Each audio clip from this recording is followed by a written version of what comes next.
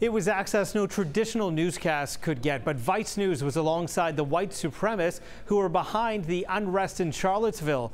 And they met some Canadians who drove down to take part. Who drove how long to get here?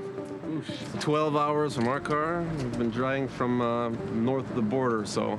Oh, you came down from Canadistan. If I was doing the radical agenda in Canada, I'd probably be arrested for it, right? Yeah, well, in Canada, hurting people's feelings is basically illegal. I mean, it's not really criminal, but unless they're white males. And now Vice News Canada is reporting that the Quebec right-wing group has disavowed the member who joined the white supremacists in Charlottesville. And joining me now is Rachel Browne, who is actually behind this article. So, Rachel, what can you tell me about this Quebec group in the first place? Who are they and what do they stand for?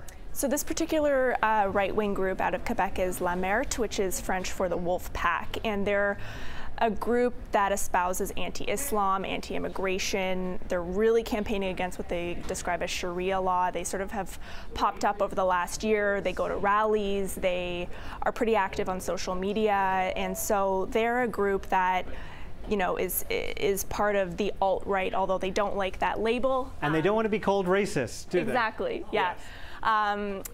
They are arguing that there's a big difference in what their sort of worldview is when it comes to nationalism. They say that that's different from racism, and they've booted this guy out who went to Charlottesville because of his links and participation in white supremacy, which is something they want to disassociate with. Now, there is a Quebec anti-racist group that actually identified 5 Canadians, Quebecers who were there, and they're now launching this public campaign to actually out them, identify them, name them? Yeah, so Anti-Pegida, which is an anti-racist or anti-fascist group in Quebec, has put the photos up from our documentary of these 5 Canadians. They've managed to identify 2 of them, but they're really intent on outing all of them, getting their names out there, getting their identities out there, so I guess people can know who they are and what they believe and publicly shame them as well. It's similar to a similar campaign that's going on in the States right now, where anti-alt-right folks and groups are trying to identify everyone who attended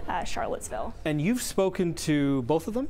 We've spoken with Sean, and he's an MMA fighter, and he's told us he's aware of, you know, the group disavowing him, and he kind of accepts that. It's pretty interesting because he himself was pretty high up in the group. Sean is this one right here? Yeah, in the Hydra shirt, and interestingly enough, and he was a recruiter for the group and was very active on sort of vetting their social media and their Facebook page. People sort of had to go through him to get there. So, you know, it's a pretty big move for this group to boot out someone for, I guess from the outside looks like sort of espousing the same views as them. They're saying, no, we're not white supremacists.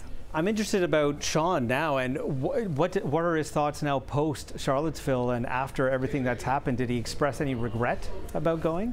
No, it doesn't seem like he's remorseful or regretful. He stands by his decision. He seems to be accepting of it.